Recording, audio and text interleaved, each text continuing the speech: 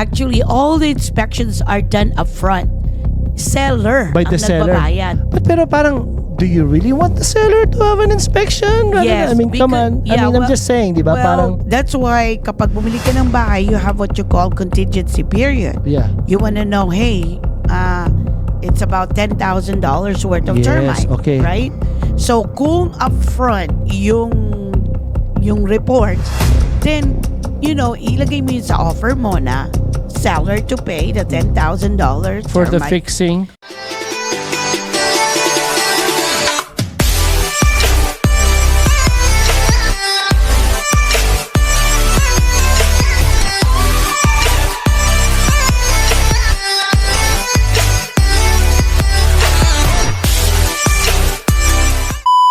Hello everyone, this is Elizabeth Velasco from the Velasco team of Remax Gold, and this is Alvin Reyes with Supreme Lending. and welcome to our episode Episode 73 of Bahay Pinoy sa Tate! Yes, yes. Hello, Alvin. Hello, Elizabeth. Hi. Kumusta na? Spring season is Spring here. season, allergies is here na. Medyo ano Oo eh. nga, oh. naggagamot ka ba? Oo, shots na ako.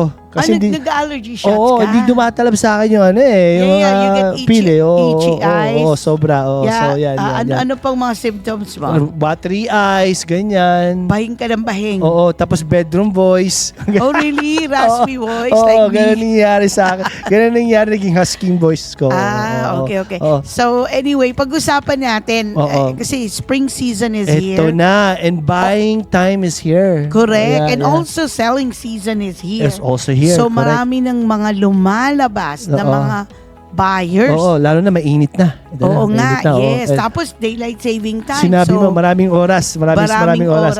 So, Elizabeth, I would like for you to help me here. help and- you and help them. Okay? Correct. To share to my clients as well, to everyone. Kasi, I want to talk about inspections, home inspections, no? Okay. Kasi alam ko, madaming mga inspections right? Meron tayong roof, meron tayong pest, Yes. Minsan- Pest is like wood destroying oo, pest. meron pang structural inspection minsan, di ba? Kung kailangan, you right? have foundation. Ano pa? and- If I'm missing anything, ano pa? Yeah, roof. We have roof inspection, home general inspection. We also have pest, wood destroying pest inspection and termite. Sewer. Yeah, we also have sewer. Oo. Okay. We also have septic. Kung halimbawa nasa country yan. Oo. We have well inspection. We also have heating and air conditioning inspection. I mean, Parang ang dami naman yata. so at the end of the day, Oo. yung Three main tatlo lang inspection, ang oh. main lang. Let's break it down to them, Elizabeth, para mas klaro sa kanila. Yes, So, yung mga heat, yung mga air conditions, yung mga sewer, okay, when you said 3 inspections, saan nagpo-fall yun sa mga yung main inspection natin? Okay. So, ganito. So, mainly, tatlong yung general home inspection, kung thorough at saka magaling yung Inspector. home inspector tsaka yung company, cover nila lahat yan, from roof to pest. Okay. Para bang ang tawag sa kanila, general Like practitioner. the whole thing na sila. Yes, para Okay. ba kumbaga sa doktor o a general practitioner or family practitioner, cover ko lahat. Ngayon, kapag alam nila na may problema sa roof, di ba? So para bang sasabihin nila, okay, you need to find a roofer that specialize on that. Specialista. Kasi syempre para bang ano yan pag may sakit ka sa puso, hindi ka gagamutin ng family practitioner. Padadala ka sa cardiologist. Sa specialista. Diba? O kung may cancer ka naman, saka padadala sa oncologist. Kung meron kang problem sa bones, sa orthopedic, di ba? So ganun din sa home. So we start with the general inspection na tinatawag. Yes, Doon tayo magsisimula.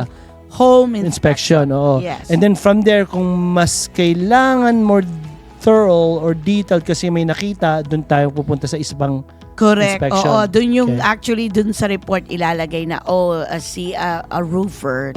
Kasi you know, by here in California, kapag home inspection ka, bawal magbigay ng bid ang home inspector kasi conflict of interest nila yan. Correct. Oo. So that's why they're gonna refer you, tapos yung roofer o kaya yung termite inspector, sila ang mag-i-inspect kasi yun ang specialty nila, and then also give you a bid dun sa repairs. Sa repairs kung magkano. Correct. Right? Kasi Elizabeth, marami kasi akong kliyente, ang dami naman inspection nito. Diba? Kasi alam naman natin, sa inspection, normally, the buyer pays for that upfront, diba? Sa fee. Yeah. Right? I mean, in Sacramento County, Placer County, Yolo County, San Joaquin County.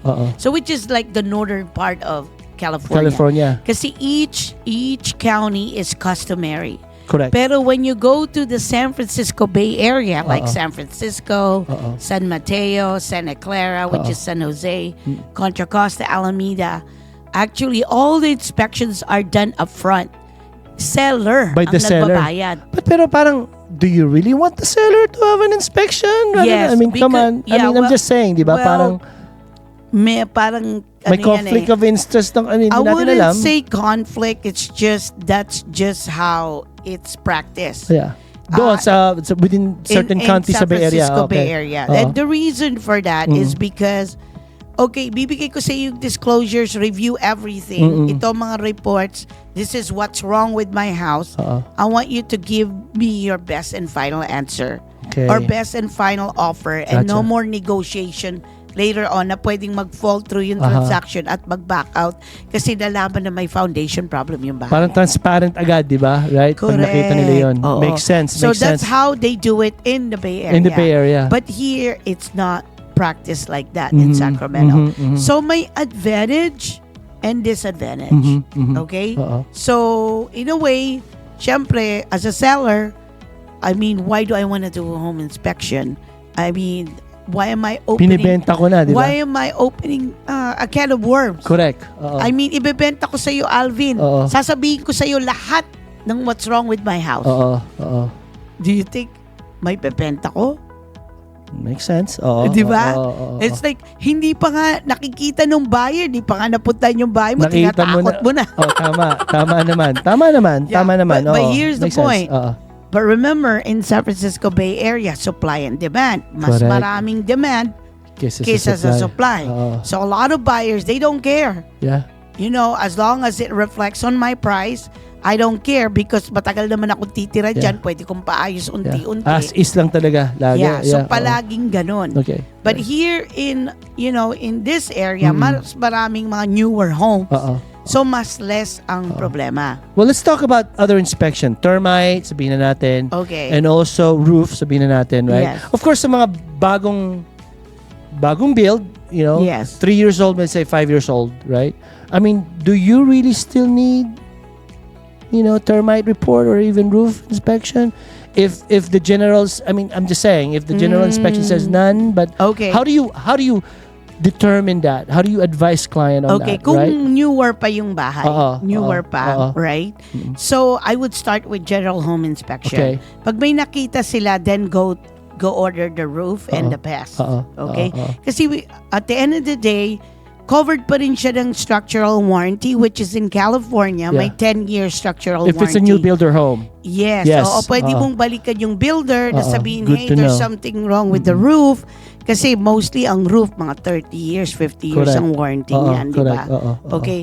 So, when it comes to pest, I mean, if there is something that they will find, very minimal lang. Minimal lang. Diba? Makes sense. So, but however, I highly recommend na kung luma na yung bahay, kasi at that time, iba ang ginagamit na sewer nun eh. Okay, yeah, back to by certain years, di ba? Yeah, Right? Oo. So, luma, di ba? Oo. So, and then also kapag nakita mong maraming trees sa harap, Oo. kasi remember, yung city sewer line nasa may kalsada yan, papunta sa bahay, di ba? Correct. And most of the time, especially Sacramento, it's known for city of trees. Yeah. Malalaki yung tree na nandun sa harap. Okay? Remember, yung ugat ng tree, Correct. Mga roots. ang sinusundan niyan yung tubig.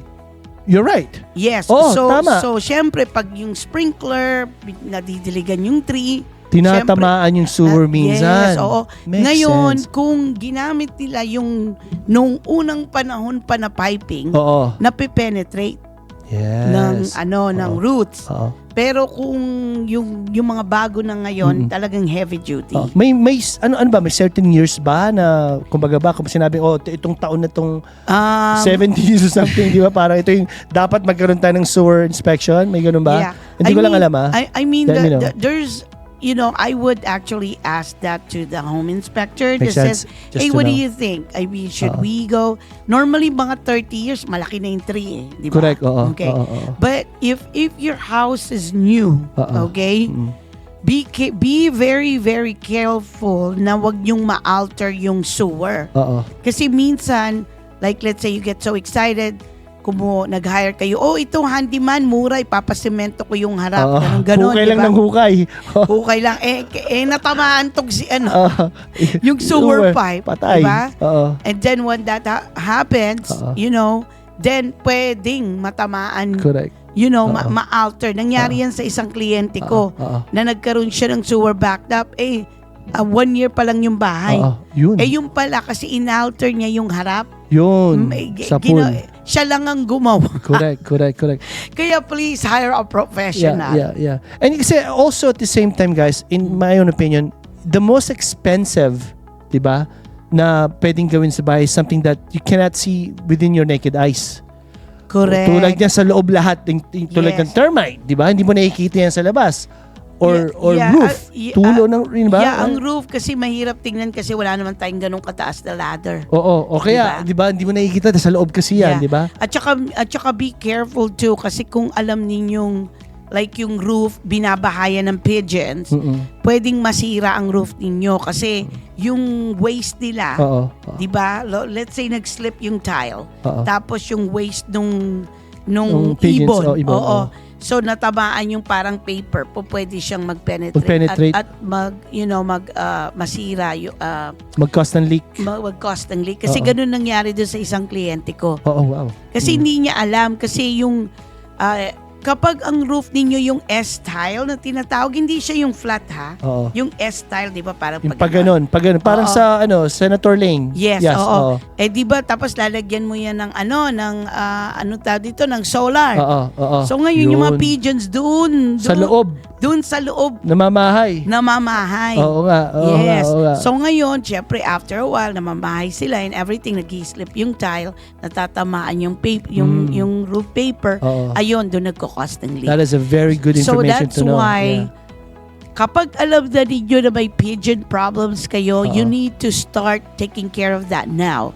First is, lagyan nyo ng deterrent. Yung roof. Or bumili kayo sa Amazon yung merong parang audio siya na kapag may tumutunog na kala mo eagle.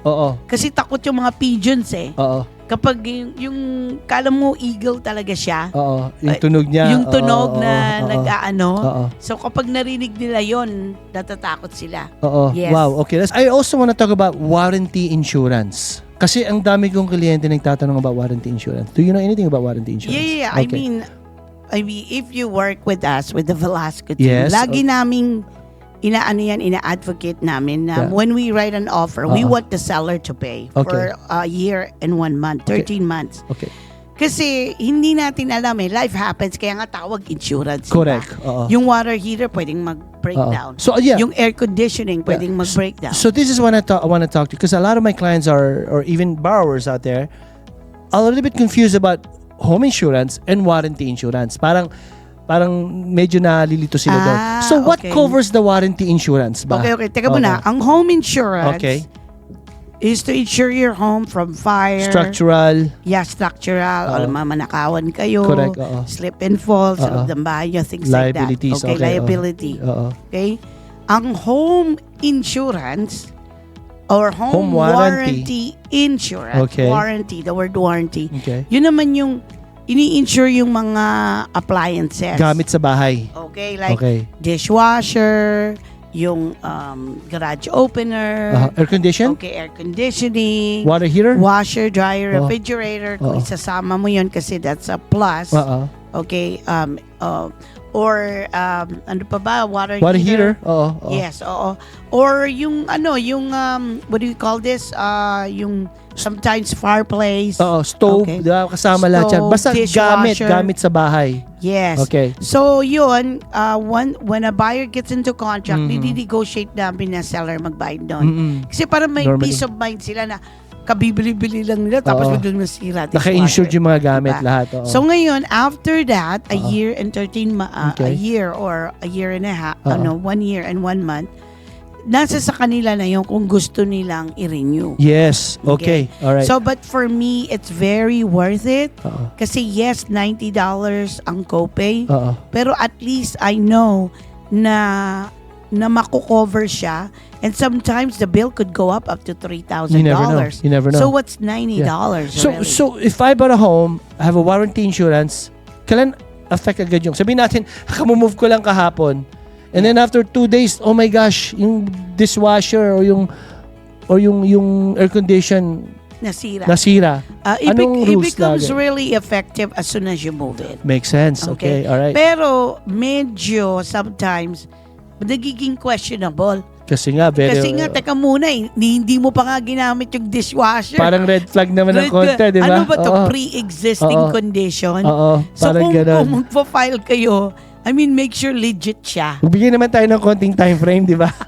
Hindi pa na, hindi, I'm just being honest, di ba? Kasi it could happen, di ba? Right? Okay, makes sense. I mean, kasi managiging questionable, baka pre-existing. Remember, they will not cover if it's pre-existing Makes sense. condition. Okay. All right. So, with that said, Elizabeth, let me just ask you another questions. Pag may home warranty tayo, let's say, I've already owned a home, Yes. pero gusto ko magkaroon ng home warranty. Yeah, Pwede anybody. ba? Yes. Okay, so it's just not for the home buyers who's buying a new home. No. Or, yeah. Anybody could buy it. And actually, if you could message me here. I Yeah, could give okay. you a reputable home warranty company. Yeah. I know there's a lot out there, but of course, you want something na comprehensive at saka very anong tawag dito, responsive sila. Pag may kailangan na. kasi minsan pa-file ka ng claim tapos Matagal. weeks bago ka tawagan ng vendor. Ano na yung ano mo? Di ba? Malamig na, kumbaga ba, wala kayong malamig na tubig. Oh my may God. init tubig, di ba? Imagine na yung water hintay ka heater mo, lang. hindi, Oo. I mean, 2 weeks ka di And those are maliligo. expensive. They're not cheap, ah. Yeah. Oo. And then not only that, kasi when they cover it, it comes with permit. Yeah. So Yeah. these are like really licensed plumber na hindi yung kung sino-sino lang yung Oo. vendor na padadala Within nila. their list talaga ng mga contractors talaga. Correct. Yeah, oo. And if you need help on that, feel so free just and call reach you. out to me. Oo. And I highly also recommend it kung landlord kayo. Kasi like me, we own, Kung you have investment rental property. properties. Correct. Oo. So syempre, hindi natin alam ang gamit ng tenant. Minsan, grabe o abusive Yeah, of na. course. Diba? Hindi sa kanila eh. Oo nga, Yeah, correct. Makes sense. Oo. So it's very good to always have a home warranty in place. Makes sense. Okay. Yes. So Elizabeth, going back lang tayo sa insurance. I mean, not insurance, sa inspection, ha? Okay. Yes.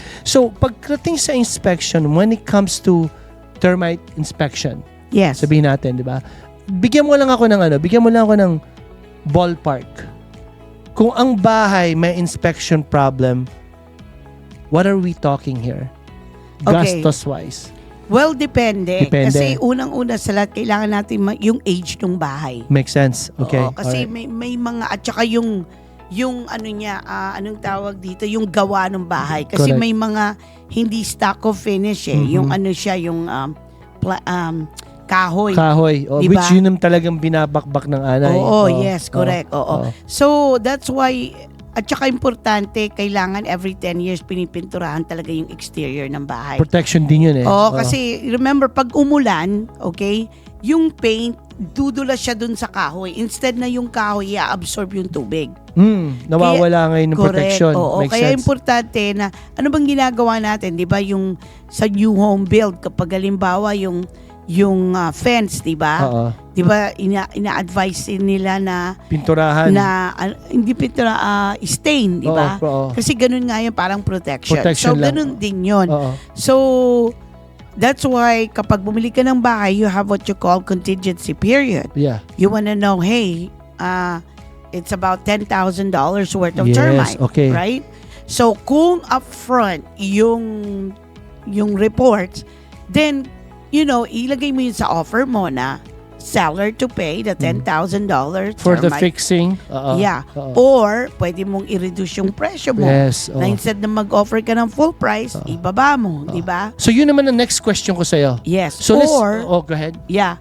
Or, kung sakaling di magkasundo during the negotiation period, remember, you're still in your contingency period, you actually have a right to back out. Yes. Hindi ka forced stuck. na bilhin yun. But of course, the right realtor that will represent you, kailangan magaling mag-negotiate. Correct. Kasi kung hindi magaling mag-negotiate, you're gonna end up paying it yourself. Yeah. Tapos sahin na yung bahay. You don't know, right? You're gonna inherit all that problem. Yes. Now, what is the common problem nakikita mo? Right? Again, versus roof, sewer, or termite sa mga bahay. Right? Especially if it's 10 years old and over. Pinaka-common, ha? Yeah. Well, I mean, I wouldn't say like common, but basta may home warranty ka, for me, at peace ako na alam ko yung kliyente ko, covered for 1 year. Yeah. Okay. Now, when you review the reports and the disclosures, the realtor should be able to decipher and look at the reports that says, hey, meron akong nakitang red flag.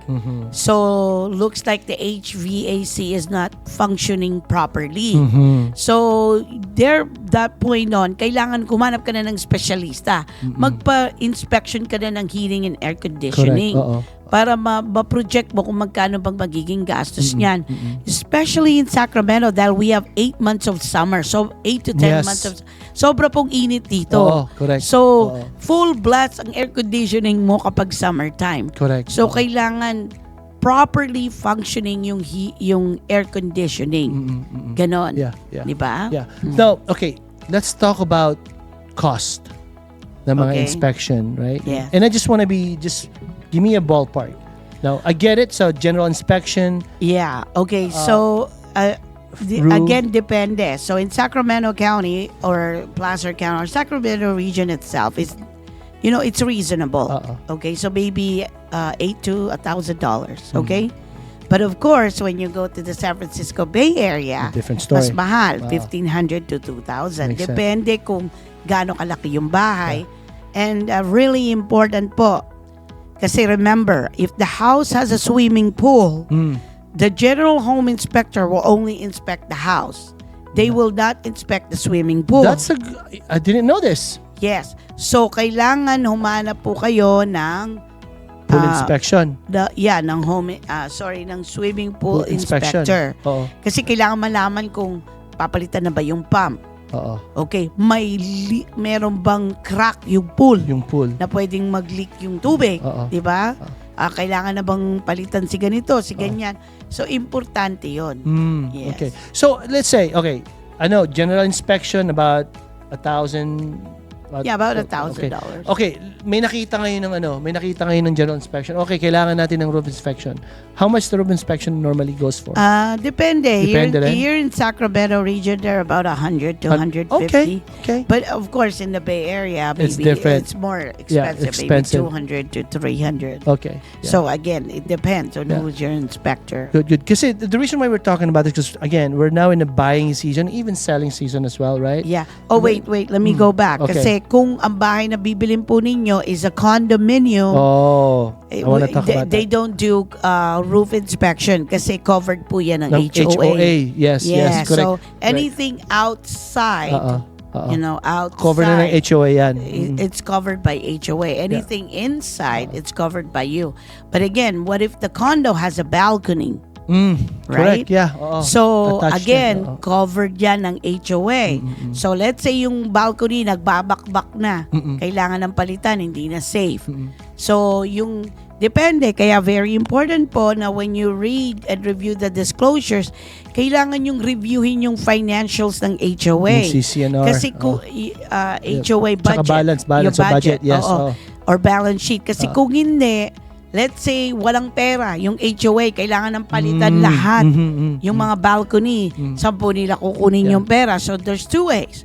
Either, gamitin nila yung reserve funds ng HOA. para pang ayos dun sa balcony, or pwede silang magkaroon ng special assessment, the word special. So it's like, okay, each unit, 100 units, 14,000 each unit.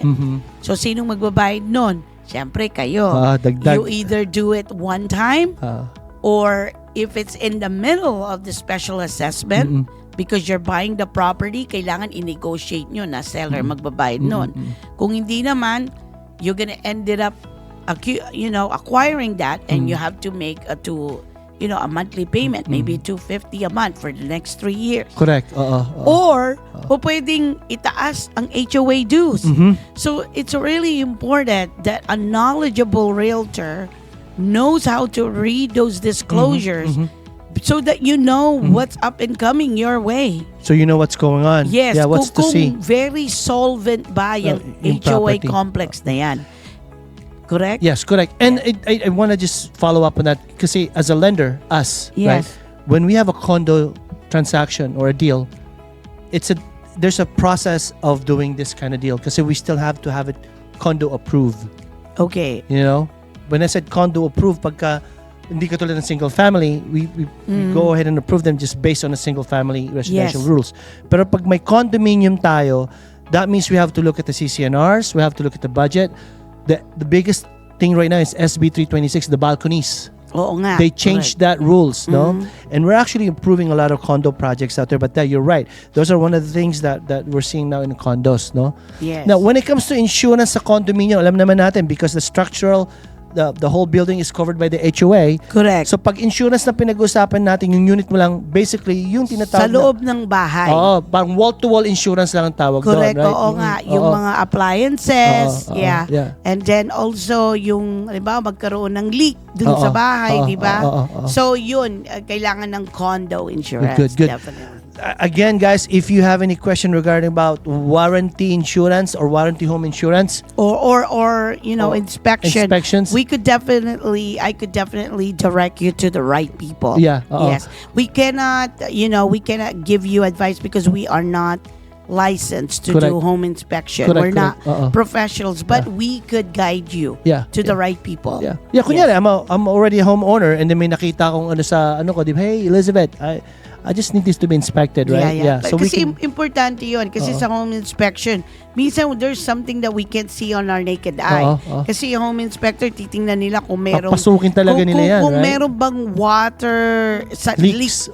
Sa likod ditong wall na to. Or even sometimes, we have to get a specialized mold inspector, which is, that's, serious. Diba? Kasi nga, like I said, minsan kasi hindi mo alam yung problema. If you prolong it, doon nagkakaroon na mas maraming damage, di ba? Correct, right? yes. So, do you recommend na, kunyari, homeowner ako, right? May nakita akong tulo sa roof ng konti. Do you recommend for me to get a home inspection first to look at it? Or no, diretso agad ako sa contractor. Doon ka na sa specialist. Hindi, kukuha ba agad ako ng contractor? Like, tignan mo nga yan. Baka, kasi di ba parang Hindi. Kasi kung alam mong mukhang sa roof, then get a home inspector. Get it inspected, and then they will able to... Tulad ng sinabi mo, ayaw mong buksan, kung doktor ka, ayaw mong babuksan ka kaagad, di ba? Yes. More likely roof. Kasi alam mo naman like today, umulan. Tapos nakita mo yung water stain. It's so fresh. So it was something's roof. leaking. Something's leaking. So, and don't wait. Kasi the longer you wait, mas malaki ang nadadamage sa bahay. So, get it fixed ASAP. And whatever you fix in your home, it adds value. Makes sense. So, yun ang kagandahan kapag, you make home improvements sa bahay mo. Good. So, anyway, I hope you learned something today. Thank you. Yes, and of course, if you have any other questions or topics that you want us to, feature here talk about, we would love to have have an opportunity to actually talk to you about it, have a discussion about it, and learn from it, and share our experience and our expertise. Correct. Yes. Okay, there you have it. Thank you so much again for tuning in at Bahay Pinoy sa Tate! Thank you, everyone. Don't forget to follow, subscribe. Bye-bye. Bye-bye.